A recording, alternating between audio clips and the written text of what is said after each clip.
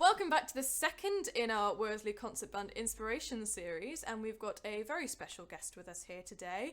They were my first brass teacher, my first conductor of the first wind band I ever played in, and they bought me my first instrument. I may not have mentioned, it's actually my mum. Hello, mum. My mum is called Kristyann Symonds. She does have a real name, but that feels really weird to say, so I'm just going to call you mum if that's all right. That's fine. I'd be quite surprised with anything else. I'd probably not answer. Well, it's fantastic to have you. So, obviously, I know everything about you, but people watching this probably won't. So, just tell us a tiny little bit about yourself and what you do and all the rest of it. Okay, well, thank you, Rhiannon, and thanks first for asking me to do this. It's a privilege and an honour to be here talking to you today. As you've already said, my name is Kristyann. I'm predominantly a brass teacher, and I do teach woodwind. I'm based in the Forest of Dean in Gloucestershire, where I've spent most of my working life. And over the years, I've conducted very many wind bands and brass bands and youth bands and so on, with a background in education, working for Gloucestershire Music Service, Herefordshire Music Service, and so on for just short of 18 years, I think it was in the end, which was plenty. I think we all remember the sort of the crash of the local music services where, you know, your whole class tuition and all the rest of it and the free lessons that you used to get in school just sort of went. So I think you got out at a good time, didn't you? Yeah, it was kind of unplanned and unscripted, as these things often are.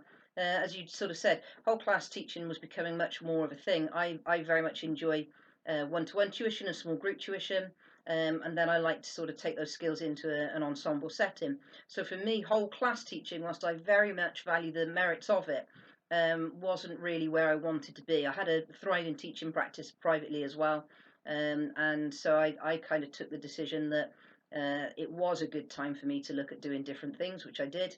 And I kind of sidestepped and focused on the private teaching and the music groups as well. So yeah, all good. Lovely. And so obviously you've sort of when you've been staying musical during the pandemic, you've got your own wind band as well, haven't you? Westeen Winds. That's correct. Westeen Winds was, for those that don't really know, the Forest of Dean is an extremely brass band orientated area. And if you're a brass player, that's great. But if you're anything other than wanting to play in a brass band, so for example, cornet or whatever, you're a little bit restricted. So a number of my sort of private students are adults, and I very much enjoy teaching adults. And what I did find was the youth music's quite well catered for in terms of wind and sort of orchestral brass. Geographically, there wasn't an awful lot for adults, so I kind of created this Westeen Winds. Having, or as I said, having done many years for county music services, there was a gap where I lived, and a number of my students asked if I could create something. So I did, and we have struggled a bit with the pandemic. We've not been as good as you guys in terms of the online rehearsals, but I do know that they're still staying active and are making use of all the wonderful free resources that are available now online, because I think actually people have realised that we need to think in a different way. Music publishers have been really good at relaxing copyright laws and so on to allow us to rehearse and things like that, and for that I'm extremely grateful. So I know that a lot of them have been using YouTubes with backing tracks and things like that to stay playing. So yeah, that's how they've been keeping themselves busy. Excellent. And keeping you entertained as well, I imagine, with all the questions. Yeah, I get quite a few. I think that the downside to sort of online rehearsals can be not having someone there to sort of just say, I don't really know what that means. Why did I get lost there? Because you might not necessarily know. There often with adults, I find there's a perceived understanding, and you may not know. So there may be a word in there that's actually going to tell you why you're now 3 bars out from everybody else, and it can be of a simple sort of one word direction, but you don't know what it means, so you don't know why you're in the wrong place. So yes, the phone does ping quite a bit with questions for that. I remember vividly one of our members, Rachel, took me aside just after I started with Worsley and sort of quietly had a word and said, "Just so you know, I understood about 20% of what you said in that rehearsal." And it's a real learning curve for directors as well of how do we address this and how do we work to keep helping our musicians. Yeah, and I think adult wind bands in particular, or any adult organisation, it's a very fine balance of being supportive, but not coming across as patronising. And I started doing what you're now doing at about your age, um, and I found that it was even worse for adults, older adults, to ask a younger adult. And there was a bit of a reticence, like, oh, are they going to think I'm silly because I don't know what this means? So I had to learn to change my vocabulary. Teaching the children was almost quite easy because I was quite young and towards their age range and could find the language quite comfortably. But doing it for an it sounds awful, an older based audience, as it were, I needed to think a little bit more and pace my rehearsals a little bit more appropriately. With the kids, it's got to be high energy all the time. With an adult ensemble, I found that actually the social side of it is as important as the playing side. So allowing time for people to stop and have a little bit of a chat at the end of a piece, and whilst they're sorting out their music, and sort of say, "Oh, I liked that one," or "I'd never heard of that. Well, I'm not sure about that one," or "What did that mean?" or "Did you get lost at so and so?" was really, really important. So pacing rehearsals was quite an interesting one, and as I say, finding the right language was pivotal too. So yeah, very different challenges. People are going to think I've paid you to say all these things, but No, no, but if you want to send me a check, that's fine.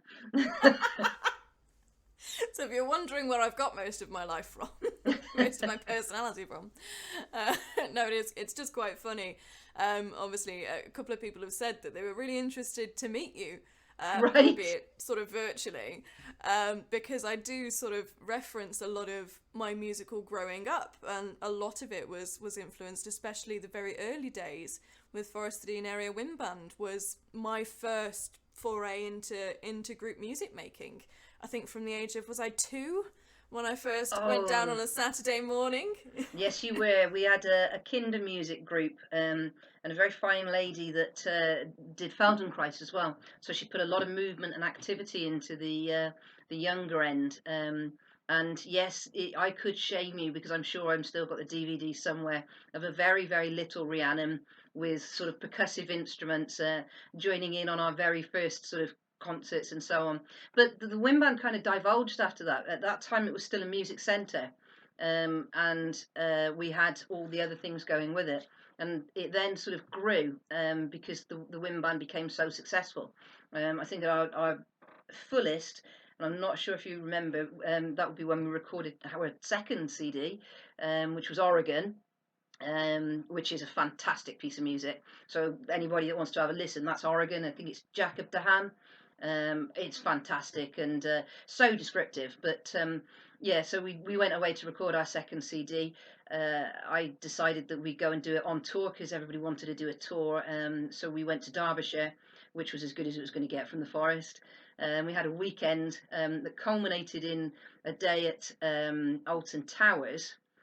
For my 13th It was birthday. your 13th birthday because there was a ride called 13. So I remember we got you a stuffed teddy to go with that. But I was too scared to go on it. You were, you absolutely were. But yeah, but at that point we had about 73 kids in the band, and we took away about 50, which was incredible. And the cost to for the 3 days to the parents was minimal, so we fundraised for it and everything. I'm not sure whether the times would allow us to do the same sort of thing now, quite the way we did, but you're quite right. We had some very special times with that group. Which I'm pleased that you were part of, because I know that you it does hold a place in your heart. And speaking to the young people that are now adults and are now coming through and have children of their own, which is just ridiculously scary. They hold it very, very fondly too. So yeah, good times. So we should probably move on from just reminiscing, shouldn't we? Probably And should. actually ask some questions. But I suppose this one does kind of lead quite nicely into some more reminiscence. Your musical inspirations then versus now. How would you say the music that you've listened to, that you're inspired by, how would you say it's changed over the course of your career and your life? I'm not sure that it really has changed that much. As I say, being in a very brass band area, I got into brass bands as a youngster. I was probably about 11. I listened to quite a lot of. I was a cornet player, so I listened to quite a lot of cornet solos and recordings. Everything that I like is lyrical. I think what I've grown into, obviously, when I took the wind band, and the better the band became, the better the music choices had to be to keep them interested. My band were very much multi-level, so we never turned anybody away. That was our ethos, really, and that stuck with me all the way through my sort of teaching career and my conducting career. So with that in mind, it was quite hard to keep a level of keeping everybody interested.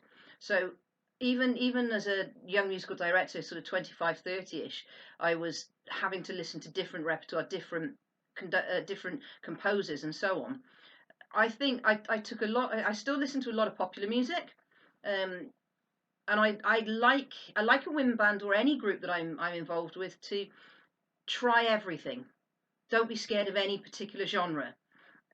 I don't mind being taken out of my comfort zone. I don't mind getting it wrong. I mean, it's some of the funniest times of when I've messed it up. And so you got to be human, I think. So inspiration wise, I think I've probably stayed the same. I wouldn't sort of say there's been one sort of overriding inspiration throughout. For me, it's always be diverse. Listen to everything. No music is bad music. Even the stuff that is being churned out nowadays and is in the charts and stuff. Although I would really struggle to tell you what the number ones are or anything like that anymore. Got no idea. No, Couldn't tell you. but I wouldn't say there's bad music out there. It's perhaps you don't understand it, or perhaps it doesn't really do much for you. But there's something to be learned from everything. So I think probably in terms of inspirations, um, try and stay current and try and listen to everything, but never forget where you've come from. You know, don't write off the past as well. There's a lot of good. But I find myself recently listening a lot more to classical music again whilst I've been working, because Zoom meetings for hours on end. Come out of it, just put a bit of classical music on, and I found myself doing quite a lot of that. And I've rediscovered my CDs. Now that Yes. makes an interesting collection. So, all the way from things like Savage Garden and Beautiful South, uh, right through to Van Halen and all kinds of weird stuff in there. Violent Femmes, everything's got something to offer. So have a broad spectrum and just listen to it. Try anything once, except Morris dancing. That's excellent. I might use that as a soundbite. I really like that. Try everything once except Morris dancing. It's a good one. Lovely. Well, I suppose the third question that I've asked Emma as well, and we'll ask everyone in this series, is to give yourself a piece of musical advice, either for young you or for current you, or perhaps broad spectrum, any age, a piece of musical advice. That's quite tricky. I think I've probably touched on that a little bit already by saying try Yeah. everything, and listen to everything, and don't think there's any such thing as bad music, but have confidence.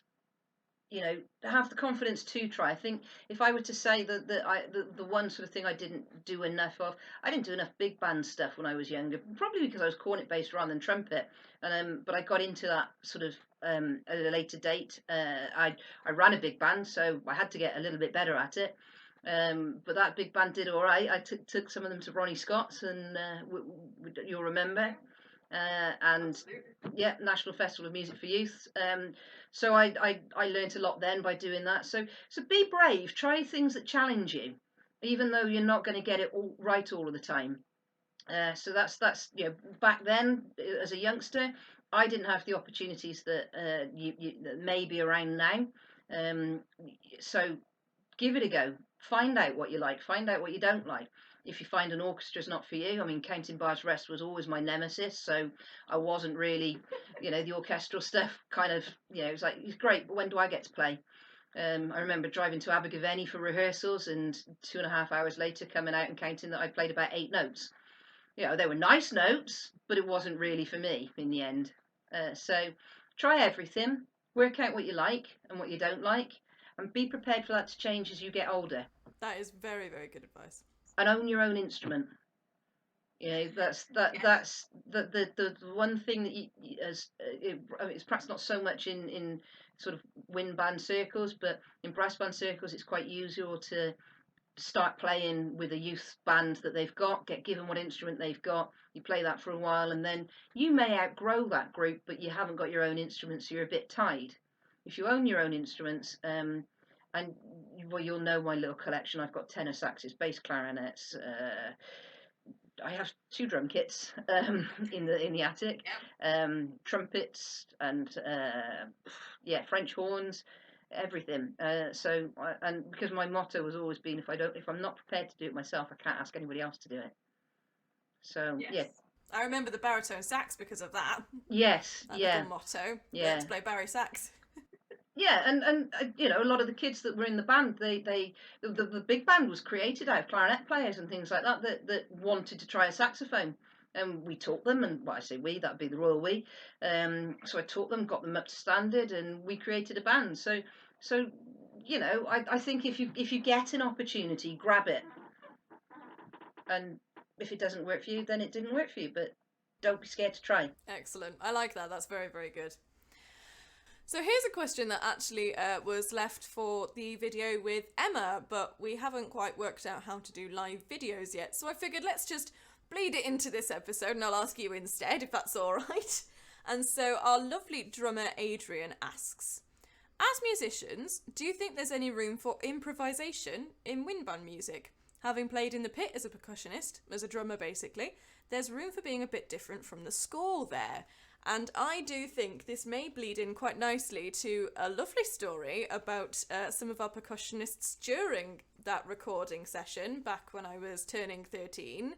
And I wondered if you have a story at all about, dropping in some improvisation when you're recording. Well, there's always room for improvisation. I think in terms of wind band repertoire, people like Samuel Hazo, they're very good for percussion, and whilst it's all often written out, a lot of his things as well, there's scope for it, and even things like Windows of the World, Peter Graham, Amazonia and things like that, they're focused quite heavily on the percussion, and they give the opportunity to branch out and do things a bit differently. So I think there is room for improvisation. I think it's always good to be respectful to what's been written. But I say that, and yet my drummers never played what was written, as long as it fitted. I got to the point. You are right. In the recording, we had a wonderful sound guys that basically would come through and with a score and look at it with me and go, "Do you think we can get that?" And I'd look at the percussion, who would just have this look on their face of pure terror most of the time, and I'd look at them and go, "Nah, okay. Can you just stand there and do a suspended cymbal roll for me?" And so they, address one of them. Yeah, we can do that. So they do a suspended cymbal roll. And I think by the end of it, we had little patches for things that we weren't able to fit in, or we didn't own a huge amount of equipment. Because wind band music, that you need so much equipment if you're a percussionist. Never, as a percussionist, think you're just going to sit at a drum kit, because that's not happening. By the end of it, you'll know how to play glockenspiel, xylophone, marimba, everything, things you didn't even know existed, and the things you can do with a wind chime, wow. So, so we had all these little patches that we just dropped in where we couldn't get something in. And a lot of that was because of the room that we were recording in. And I think the one that you probably remember is when I nearly went flying in the middle of highlights from Moulin Rouge. Which was it's a fantastic arrangement, and I do know that I think, Rhiannon, you may be looking at planning on doing this one in time when you can get down and pick up all of the originals that are here. Yeah. So I have 5 filing cabinets of music. I'm a little sad. So yes, that's where all the originals are. But yeah, I think that's one you're going to do. And there's a really cracking link in it that is on the bongos. The room we were recording in was quite small, so we couldn't lay the percussion out in the normal way. So the lad doing the bongos had to run from the timpani side, which was back left, round the back of the band, round behind me, and back round to the bongos, which we've only been able to set up in sort of like the left-hand corner of the room, miles away from where he was. And I think he had about 3 bars to do it in. So he did a cracking job, to be fair to him. The problem was I don't stand still when I conduct. So I'd forgotten he needed to run behind me and took a huge step backwards as he was running. And I think it's the only time he's been allowed to push his music teacher out of the way, really, as he ran to get there. And he got there, to be fair to him. And we had this lovely bongo link in the middle of, I think it was into Rhythm of the Night. Yep, it was indeed. Yeah. So yeah, be creative. If you're a drummer, you're not just a drummer. Be creative. That is absolutely the story I was thinking of 100% there. Yeah. That, and also when glockenspiel parts just sort of arrived out of nowhere, completely and utterly note perfect, but not on the music at all. And we'd sort of thought, yeah, well, that sounds nice, let's leave it, because I think one of our percussionists probably had perfect pitch and just listened to it and went, I think that should be there. Not looking at the music at all, but just, it sounded nice, let's leave it in. Well, when we started, a lot of them couldn't read tuned music, so they could read drum music, but hadn't ever played any tuned percussion or anything, so couldn't read it. So they played a lot by ear. They got really good at what they did. So yes, you're quite right. There were things that I looked at it and went, oh, I don't recognise that. And, but it was fine. As long as it fitted, it was good. So yeah, improvise. Absolutely. I love it. Fabulous. Well, that covers all the questions we've got written down and that we've been asked, but do you have anything to say to our lovely little membership in terms of advice, sign-offs, general life musings, or anything of the sort? Yeah, I'd say listen, make the use of the wonderful resources that are around now, such as Spotify and things like that. There's a lot of things that you can listen to, and it's very hard to stay motivated at the moment. But listen and try and keep your own enthusiasm up and play. And again, if you're an E flat instrument, so a saxophone or whatever, or a clarinet. Again, coming back to this thing about not being scared to try things. If you can't play with your own band at the moment, don't be scared to join in with somebody that is doing. So if there is a brass band out there that is doing online rehearsals or whatever, and you can get the music, and because there's the brass bands have probably been the best at providing these resources, do it. Just try something. And if you're a clarinet player, try a bass clarinet. If you're a saxophone player, alto sax, try a tenor sax. Don't touch soprano sax. Try a bassoon. And I'm not trying to put your players out of business, but And if you're a trumpet player, if you want to understand more about what others do, have a crack at French horn. That'll teach you about pitching. Yes, it will. So if you've got access to anything, or you see something a bit cheap and fancy a go, do it. What is there to lose? Be brave, and just keep playing. Really. Absolutely. Well, I think you've summed up pretty much everything I'd want to say. So thank you very much for that. And as I say, the cheque will be in the post, and we'll get that endorsement sorted out for you. Well, thank you so much for chatting to us, especially a little bit ahead of schedule. Really, really appreciate that. And yeah, thank you very much for a lovely chat. And with any luck, our next guest will be somebody very near and dear to my heart. One of the first directors from... Oh, hello, Dylan. Thank you very much for this lovely little chat. It's always nice to speak to you. And for the next in our series, we're going to have a very, very special guest, someone very near and dear to my heart, one of the conductors from when I was a kid in Gwent Music Service, Mr. Paul Hornsby. And we'll be talking about all things wind band, how he's been staying musical, and some of his inspirations, which I can guarantee will be absolutely fascinating. So thank you very, very much, Mum, and for everyone watching, we'll see you on the next one. Bye!